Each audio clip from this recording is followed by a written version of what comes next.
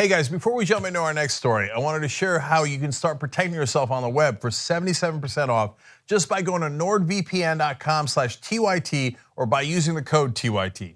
NordVPN is the only VPN service to receive a perfect score from PC Mag and allows 6 devices to be protected simultaneously.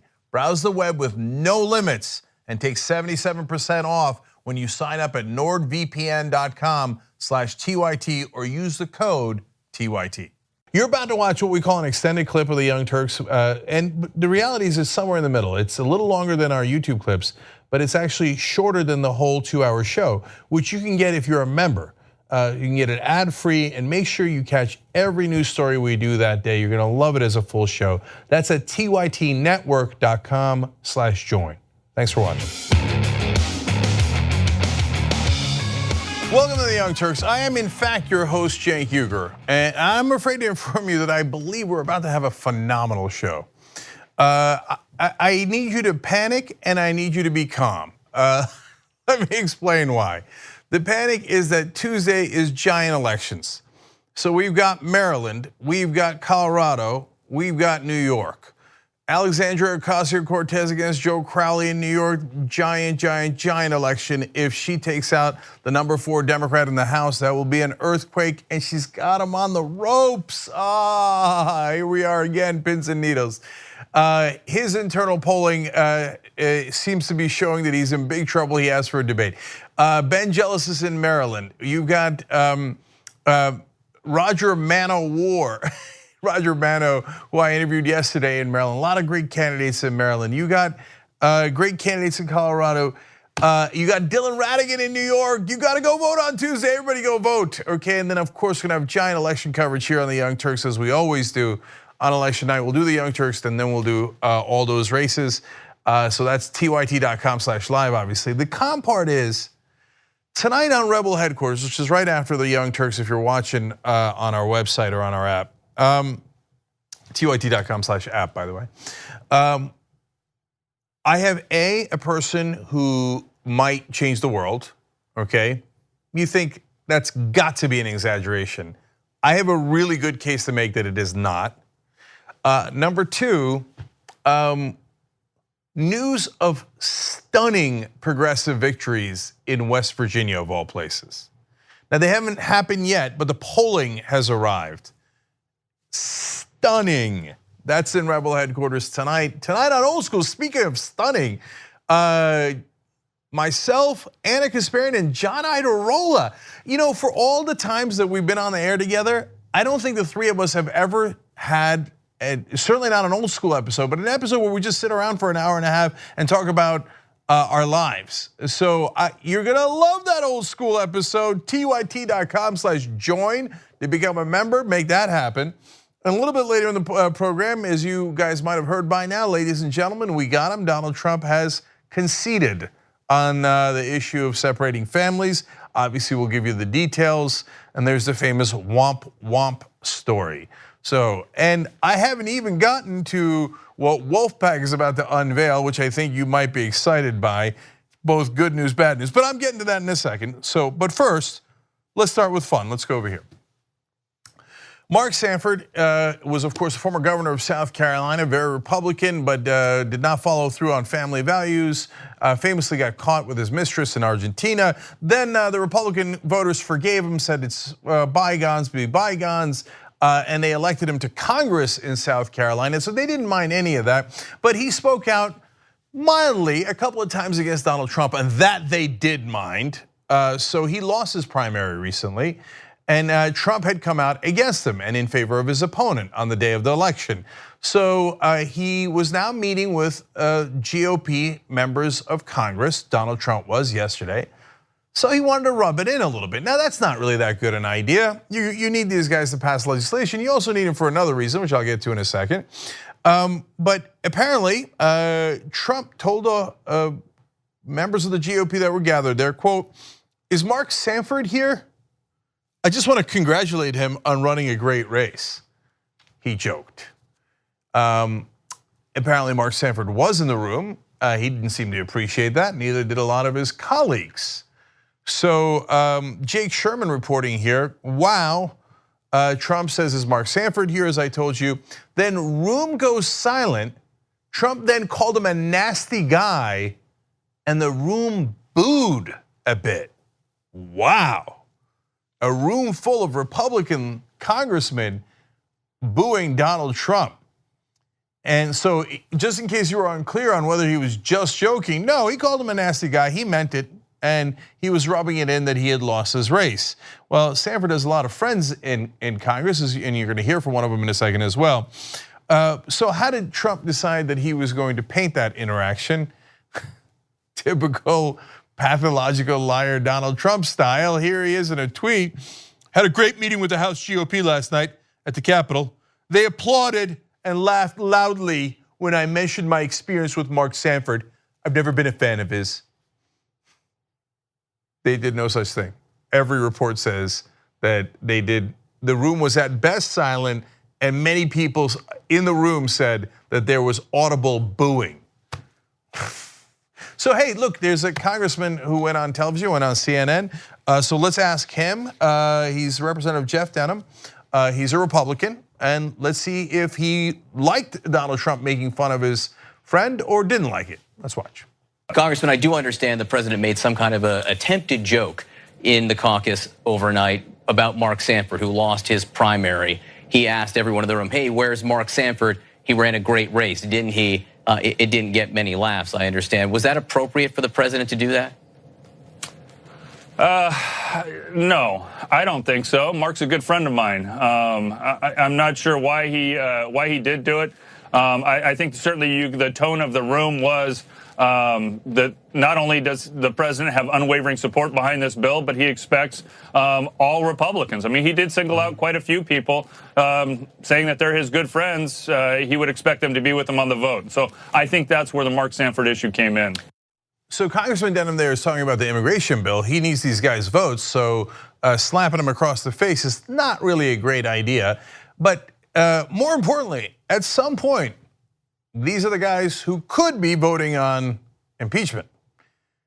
For those of you who think that Donald Trump has some sort of strategery, as Bush was made fun of for saying, well, you might want to think about that again. He has no strategy. He has no strategy. He's just a buffoon. He walks in, he's like, I beat Mark Sanford, didn't I? Oh, you guys are all friends with him. Oh, you might vote on my impeachment later. Oh, yeah, I didn't think that through. Oops.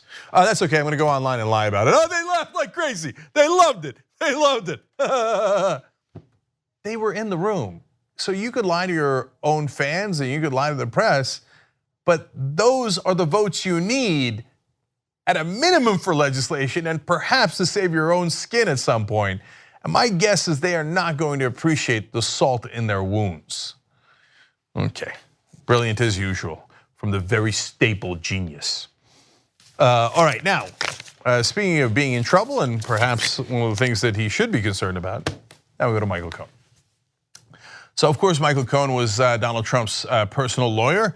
The government raided his offices, his home, his hotel. They have a ton of his materials going through about 3.7 million files, I believe. So of course, the big question is, if they have Michael Cohen committing some serious crimes, which is not much of an if, will Michael Cohen flip on Donald Trump? Well, we are beginning to get that answer. This is important. So first of all, just an interesting note today that might give you a small clue. He said Michael Cohen, as this is reported by Ken Meyer at Mediaite and ABC and many others, Michael Cohen has resigned from his position on the Republican National Committee's Finance Committee amid his ongoing legal troubles and investigations into his business affairs. Now that's a small note because nobody's surprised that he's stepping down from that, as he might face massive charges and is a bit distracted. It's actually a little surprising he hadn't already stepped down. But is it a harbinger of things to come? Well, there we go to a CNN report, and the answer seems to be a resounding yes. So CNN reporting, Donald Trump's personal attorney, Michael Cohen, has signaled to friends that he is, quote, willing to give investigators information on the president if that's what they're looking for. I got news for you. That's what they're looking for. Okay, so now, Were the friends clear, or was it like, it's a little vague, can't quite tell? Well, let's go to their direct quotes. A friend of Michael Cohen says he feels let down by him, referring to Donald Trump, and isolated by him. Well, that's true. Trump has now jettisoned him, as he does with all former allies, in order to save his own skin. So he says, oh, no, Cohen's not my attorney anymore. And the only thing that he's offered Michael Cohen is implicitly offering pardons by going around and giving pardons to other people who have committed similar crimes to Michael Cohen, or potentially, because Michael Cohen not even charged at this point. If I'm right, he will be charged, and significantly so.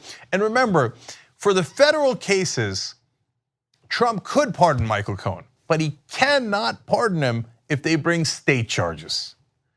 So now, even his friends say, look, if the charges are shao-shao, they're small, well then, he'll be a tough guy and he'll serve whatever term he gets. On the other hand, if they're large, pull the shoe, gone, out of here. Okay, so one of the friends said, quote, anything is possible. When you've got a slimy character like Michael Cohen, who made a living being Donald Trump's fixer. By the way, do any of you guys need a fixer? If you're not going around breaking laws and doing terrible things, you usually don't need a fixer. Fixers come in to fix things that are broken, and Trump has broken a lot of things. So that guy is not, I've said from day one, is not likely to be like, you know what, I have principles. I will go to prison for decades to support the other corrupt guy who left me hang out here to dry, right? Probably not. So now we go to the even more relevant quotes from his friends. They say he knows a lot of things about the president. This is one of Michael Cohen's friends. He knows a lot of things about the president, and he's not averse to talking in the right situation. The right situation being facing a long prison sentence, which again, he hasn't been charged. Maybe they'll go through all of his documents and they'll go, oh my God, the guy's actually totally clean. He was telling the truth the whole time. The taxi cabs things are fine. There's no dealings with the Russians. The payments to the Stormy Daniels and everything else was above board. There was no campaign finance violations. Way to be a great lawyer, Michael Cohen. He's not putting these leaks out in the press because he thinks they don't have the dirt on him. It's not like Michael Cohen's going, look through my papers. Have fun, guys. There's nothing in there. There's nothing to flip on. Instead, Michael Cohen's reaction and what he's telling his friends and telling them to go talk to CNN is, I'm in a panic. Okay, I'll take a deal. Given the right situation, I'll take a deal. I'll take it. Because he knows what he did and he knows what Trump did. One more from his friends. Quote, if they want information on Trump, he's willing to give it. I don't think that lacks clarity. I think it's fairly clear which way he's gonna go. Tick, tick, tick, tick, tick, tick, tick, tick.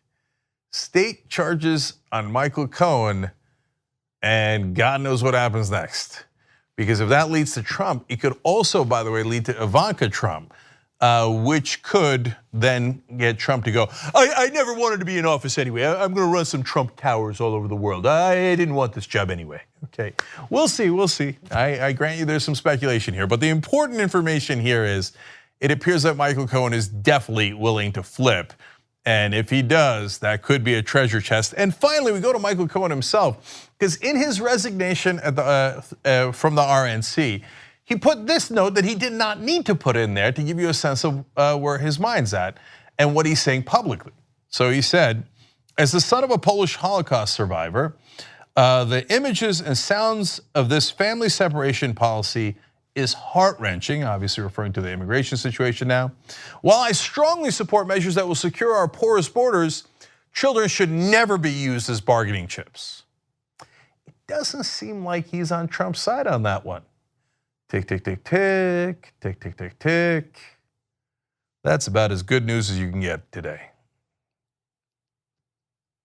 Oh, I can't wait for.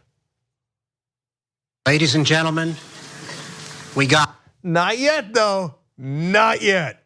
Hold for another day. Okay, let me keep going here. Now, I have interesting news for you guys on Wolfpack, so let's go to that. So fantastic news out of Wolfpack in Maryland. There's a lot of good parts to this, as you'll see. First of all, we went to the Maryland House of Delegates, the Wolfpack did, and if you're not familiar with the organization, wolf-pack.com, they're looking to get money out of politics, and they're not playing around, as you'll see in the story I'm about to explain. And they've already gotten 5 states to say, yeah, let's go to a convention, let's propose an amendment, let's go around Washington, we don't need them, we can get money out of politics and amend the United States Constitution. 5 states, including the largest one in the country, California. So they go to Maryland, they go to the House of Delegates, and they've never passed there before, we've been trying for quite some time, and guess what happens this year? Crushing victory, 94-42.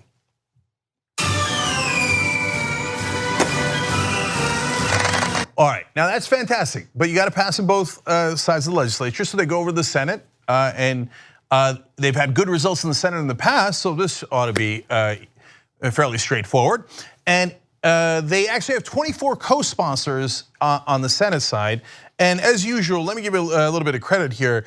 On the House side, Speaker Mike Bush was critical. Wonderful job by him in getting this through. And on the Senate side, our sponsor was Senator Paul Pinsky, and he's got 24 co-sponsors lined up.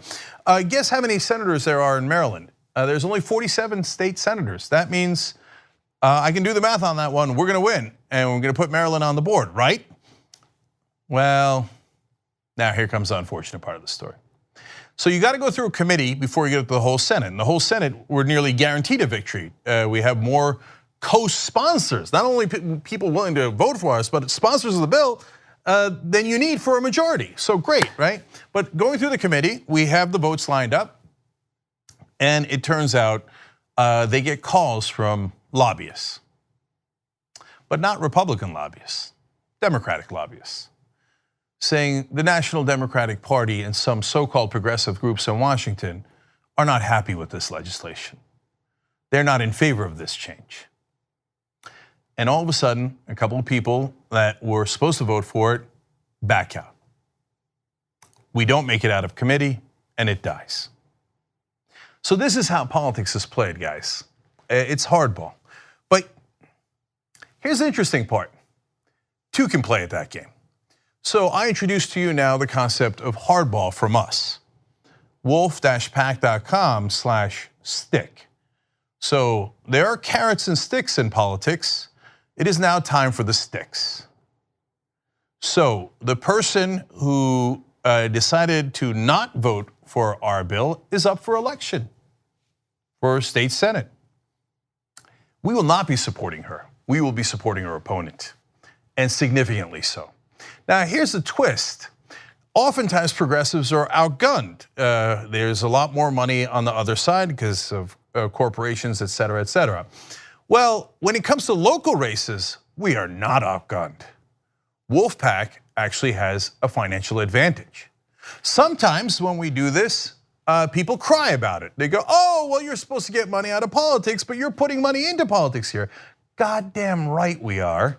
There's an easy way to fix that. You can get money out of politics. You could vote for our bill and then you won't have any of these problems. So I want you to go to that because I want you to donate. I want us to raise a ton of money. We already have a good war chest. We'd like a bigger one so that there are consequences for not voting in the right direction.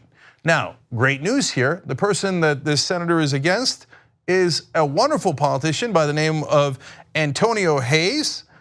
He already voted for our legislation, was a co-sponsor of it in the House. He's now running for that same Senate seat. And in fact, he was just endorsed too by the Baltimore Sun.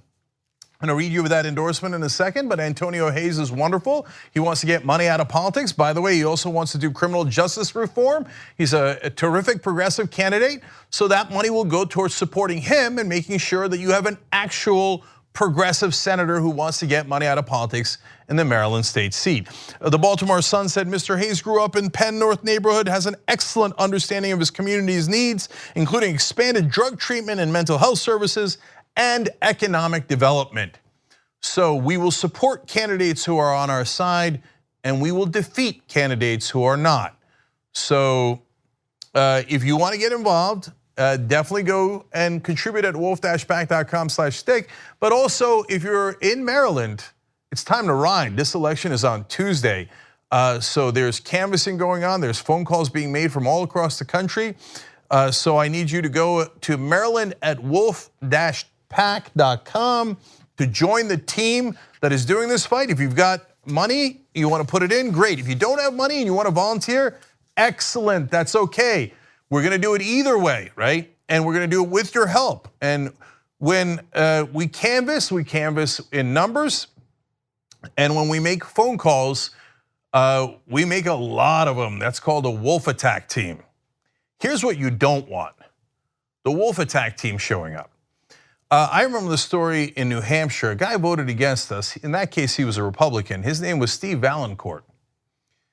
He had been in office since the 1990s. He was such a well-established incumbent that they thought that he could not be beat. I have in my office a framed copy of the local newspaper that says Valancourt loses in stunning defeat. The night before his defeat, he ran into one of our organizers, who's now the national director of Wolfpack, and he asked him, "Are you the ones coming for me?" Correct answer, yes. I told you when we started Wolfpack, they're not coming for us anymore, we're coming for them. So let's go get this seat. Let's put a senator in there who actually votes with the people and who votes against corruption. And next year, I guess my bet would be that vote comes out a little differently. So let's go make that happen, whether you volunteer or you want to give to wolf-pack.com/stick. Let's finally bring consequences upon the heads of the people who have made the wrong decisions. Let's end corruption. Okay. Now, before I leave you, I should note, by the way, that that guy that Valancourt ran into before we ended his career, Mike Mineta, is going to be with me this weekend in Washington. We're going to National Citizen Leadership Conference, and that's at the Washington Hilton. You guys can come.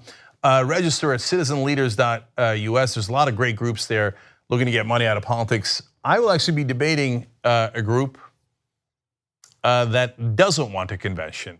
That ought to be very, very interesting. You're going to want to be in that room. By the way, use the promo code TYT. I forgot to tell you guys this on the show yesterday. You get $50 off. So citizenleaders.us. Use promo code TYT. It's American Promise puts it on. They're a wonderful group. Nina Turner's going to be there. Bill Moyers is going to be there. And always check facebook.com/theyoungturks. Because when I go to events, we stream them. So you will get to see that debate for yourself if you can't make it to Washington. But if you can, come see the fireworks. Guarantee you it'll be fun. All right, when we come back, a progressive does something very, very wrong. I'll give you the details. We'll be back. Thanks for listening to this podcast. You're only halfway through, so hold, stay right here. Just want to remind you, if you want to get all 5 segments of the Young Turks commercial free, these are just 2 of them. Every day we do it. So go to tytnetwork.com/join and you get the whole 5 segments, 2 hours, ad free. Do it now. Just this week alone, you know who's been in the studios? Hall of Famer Gary Payton was on TYT Sports with Jared Jackson. Louis Hertham, I should say, was on What the Flick. He's one of the stars of Westwood. He's the dad of the main actress in there, and he's a TYT fan too. He's awesome. Daniel Franzese from Mean Girls and the HBO show Looking was on Pop Trigger. Gabrielle Dennis, star of Netflix's series Luke Cage, was on What the Flick. Singer James Maslow was on Pop Trigger. And tomorrow, Alice Eve is going to be on What the Flick. Okay, Alice Eve was in Star Trek. She's in Black Mirror, and she's going to be joined by her brother Jack Eve to discuss their upcoming movie Bees Make Honey. And so you got to make sure to check that out on What the Flick. And a convenient way to get all this stuff is to go on our app, and then so you could watch all this at your convenience. So tyt.com/app to make that happen, or obviously just type in TYT in the App Store. Okay, so I love all the folks. I'm so mad. Like, I know a lot of those actors, and the Westworld actor and I talked for a little bit, and he's really progressive, and I loved it, etc. I'm so bummed I missed Gary Payton. I love Gary Payton, but he says he's going to come back a lot, so that's great. Okay, real quick comments for you guys. YouTube super chat. Robert Erickson says, "I'll help you and give 50 kroners. Glad to give a progressive person a helping hand. We broke Trump today, one step at a time. We will get them." And I don't. Just give me a little bit of that optimism. I love it. Yeah. Give me optimism and kroners all day long. Okay, so thank you guys. And last comment for you guys comes from Twitter, #2IT Live. Talk to us on Twitter when we're live, which is of course 6 to 8 p.m. every day. Jeff Guidati writes in, the con artist in chief strategy. 1, manufacture a crisis. 2, blame your opposition. 3, resolve the crisis and tell everyone what a hero you are. Yes, but you know what? It worked with North Korea. It did, that's right. That's a great example of it. It definitely worked with North Korea, where like if you criticize that summit even a little bit, you're in favor of nuclear war. Yeah, but it did not work in this case. No, he's hurt, dog. Don't ask him if he's all right. So sometimes it's done in a ham-handed way, especially with Donald Trump's tiny ham hands. All right, so what's next, Anna? All right. The 10 cities that the Trump administration has essentially constructed in order to detain migrant children and separate them from their parents is costing us quite a bit of money. In fact, according to reports, the cost of holding migrant children in newly created tent cities is about $775 per person per night. And part of the reason why is because you are essentially constructing these tents or putting up these tents, and then you have to have infrastructure to keep the kids alive, including air conditioning. You need medical workers, and you need security. Now, I'm going to interrupt Anna to say, I guarantee you there's right wingers now going, what do they need air conditioning for? Oh, it's so fancy. It's only 100 degrees in the desert. They don't need that. What do they need medical workers for anyway? Later on, we're going to talk a little bit about what some of these Trump supporters think about the policy of separating the minors from their family. It's amazing the type of cruelty that some people in America will justify. Now, by contrast, it costs about $256 per person per night to hold children in permanent HHS facilities like Casa Padre in Brownsville, Texas, and detention centers like the one run by US Customs and Immigration Enforcement in Dilley, Texas. That's Dilley, Texas. Oh, okay. That costs about $298 per resident per night, per prisoner per night. That's really what it means. Yeah. So look, as usual, it's a knuckleheaded move. You just don't need the tent cities. They look terrible from a point of optics. I don't mean that they're not pleasant to look at. I mean, no one is comfortable with the idea of us having 10 cities of refugees inside the country. And Casa Padre has the cage. That's the one we've shown you and all the media has shown you before. But at least they're inside of a building that's got air conditioning in it already, and they get the meals, etc. You don't have to reconstruct everything. So there's a host of bad options here, but the 10 cities is the worst option, and it costs the most. So it makes no sense at all. Yeah. So let's move on to other news. Corey Lewandowski was recently on Fox News, and he was debating a Democratic strategist on the issue of the zero tolerance policy, specifically separating children from their parents as they come to the border seeking asylum. Now, take a look at how Lewandowski responded to a story about a Down syndrome, a little girl with Down syndrome. Take a look. A 10-year-old girl with Down syndrome who was taken from her mother and put in a cage. I read about did you say want to a 10-year-old with Down syndrome being taken from her mother? What I said is you can pick anything you want out, but the bottom line is very clear. How dare you? When you cross absolutely the border dare you, illegally, sir. This policy is abhorrent. It is offensive to all Where were you during the Obama administration when this policy was in place? This administration policy was not done during the administration. You are now lying about this policy in a addition to saying wah, wah, and we have members of the Trump team who are going wah, wah when you learn about the stories.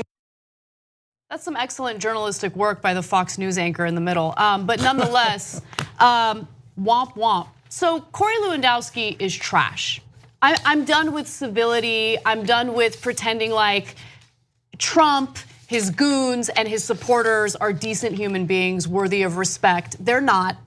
I mean, how many more examples do people need to understand that these individuals are complete monsters? So I'm trying to think of a scenario that would be worse. But a 10-year-old separated from her parents, it's already terrible. She's got Down syndrome. And he's like, womp womp. Oh, what do you want me to have sympathy for a 10-year-old with Down syndrome? Separated from her parents and has no idea what's going on and must be terrified? Womp womp. I guarantee you there are people watching this video who'll be like, yeah, man, that's the right way to show her. That'll show that 10-year-old she had it coming, right? Well, you're the bad guys of history. I don't know what to tell you. This is not, Anna's absolutely right. I'm so tired of the establishment media doing false equivalency. Well, I mean, on the one hand this, on the other hand that. Andrea Mitchell had a quote today where she's like, we've been taught and we've been doing on the one hand and on the other hand for decades, and now this really strains us and we don't know whether we should keep doing it. Andrea, I got news for you, and I know you're in the news business. You shouldn't do on the one hand and on the other hand. You should have the courage to actually give your viewers the truth, even if it makes them uncomfortable. And for Republican viewers, it does make them uncomfortable that, hey, don't call me the bad guys. I just want to crush 10-year-olds with Down syndrome and rip them away from their parents. Wah, wah. I guess you're worried about that, you pansy. Like, you're not getting it. That's what bad guys do. So one side, you can say, are you kidding me? The Democrats, we're not saying be partisan. We're not saying being biased. Say, oh, the Democrats are always good. Of course not. We've criticized the Democrats in 1,000 different ways. And you can say, hey, here's my clear perspective. I'm a progressive and here's my thoughts on the Republicans, Democrats, or I'm a conservative, you're on Fox News, or wherever you are on the political spectrum. But you have to give people what reality is. Not only that. So when Lewandowski, for example, says, forget the womp womp, okay, don't, because he's a monster. But then he goes on to say it was the same policy as Obama. Well, that's just not true. So the so-called anchor in the middle there, is her job as a reporter or a journalist, someone in media, to say, now look, you can have any opinion you want on 10-year-olds being ripped away from their parents. Some think great, wonderful, some think bad. Okay, those are your two sides. But Obama did not have the same policy. They don't even do that. So it's Fox News, and I'm not surprised about anything that happens on Fox News. But when it comes to the other cable news networks that pretend like they're doing journalistic work, can you at least stop having crazy people on the air? Crazy people who are going to say the most predictable things. Corey Lewandowski, we know what he's gonna say.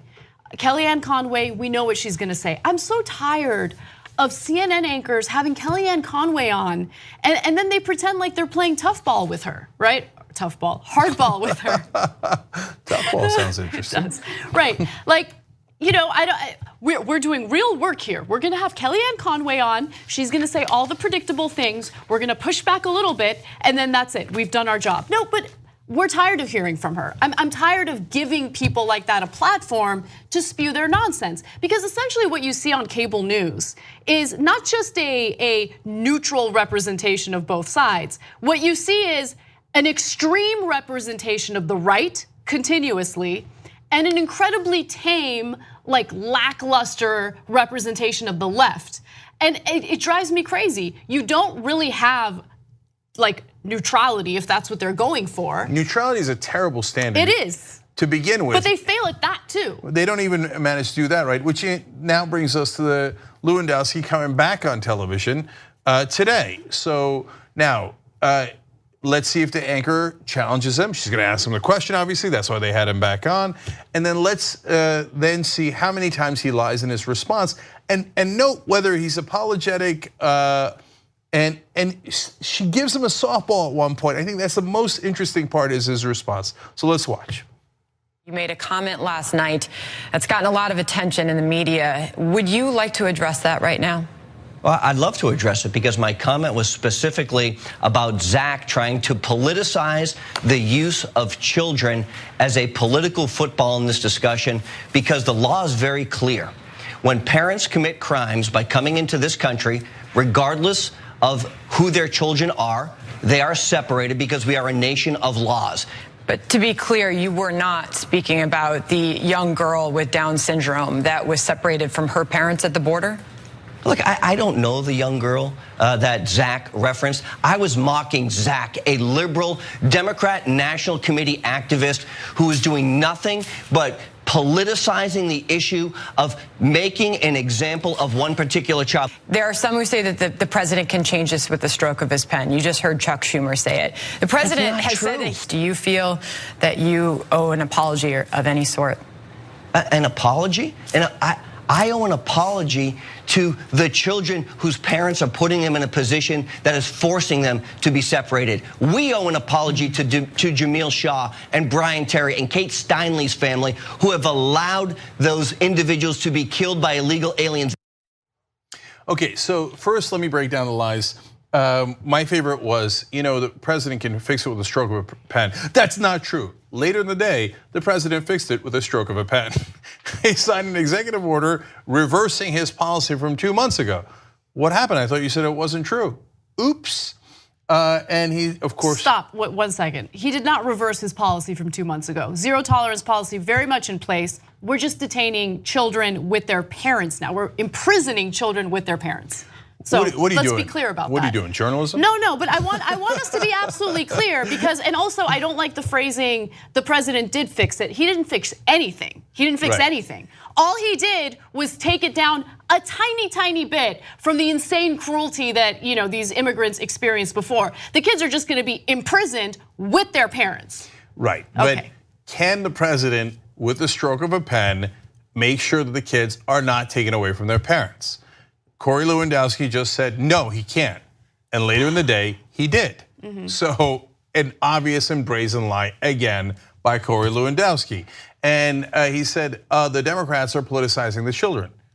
But it was Trump's policy 2 months ago to politicize the children by saying that we should take them away from their families. Right, and exactly, it was Trump's decision to hold migrant children hostage until he got exactly what he wanted in the form of legislation from Congress, which included getting rid of protections for children who are detained and also insane funding to the tune of tens of billions of dollars for a stupid wall. So that's politicizing the children. But to me, the most interesting part, as I told you, was in the middle. Not when she asked him if he's going to apologize, but the anchor said, to be clear, you were not speaking about the young girl with Down syndrome that was separated from her parents at the border. So that's the softball. She's helping him. She's like, you weren't speaking about the girl, right? So the easy answer is, no, of course I wasn't speaking about the girl. I have tremendous sympathy for her and her family. It's just that I thought Zach was making the wrong kind of point and I was talking about Zach. That's an easy softball answer to a softball question. But Lewandowski can't even do that. He said, if you saw on that tape, if you paid attention, he said, quote, look, I don't know the young girl that Zach referenced. Yeah. He couldn't be human for just a second. Because he's not human. Right? He's subhuman. It's so easy to say, oh no, I feel for that girl and I have sympathy for that girl. Instead he said, look, I don't know the girl that Zach referenced, right? No sympathy at all. Why do you think Donald Trump is considering bringing Corey Lewandowski back into the White House? When Trump sees that on Fox News, he doesn't think like the rest of us, oh, what a jerk. He thinks, that's a strong guy. That's very strong, not apologizing, strongly denying it, blaming it on Obama. I like that. And that's what Lewandowski's doing. He's auditioning for an audience of one. So the rest of us see a monster, Donald Trump sees an ally.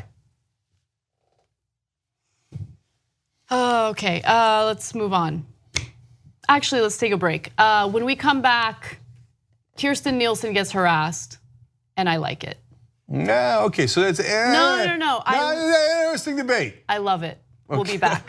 thanks for watching what I hope was a lovely edition of the Young Turks. Now, you know that is 2 of the 5 segments that we do because that's free. We want to have you support independent media and come watch the whole show that we do every day. That's 5 segments overall, no ads at all. That's at tytnetwork.com/join. Come become a member. Thanks for watching either way.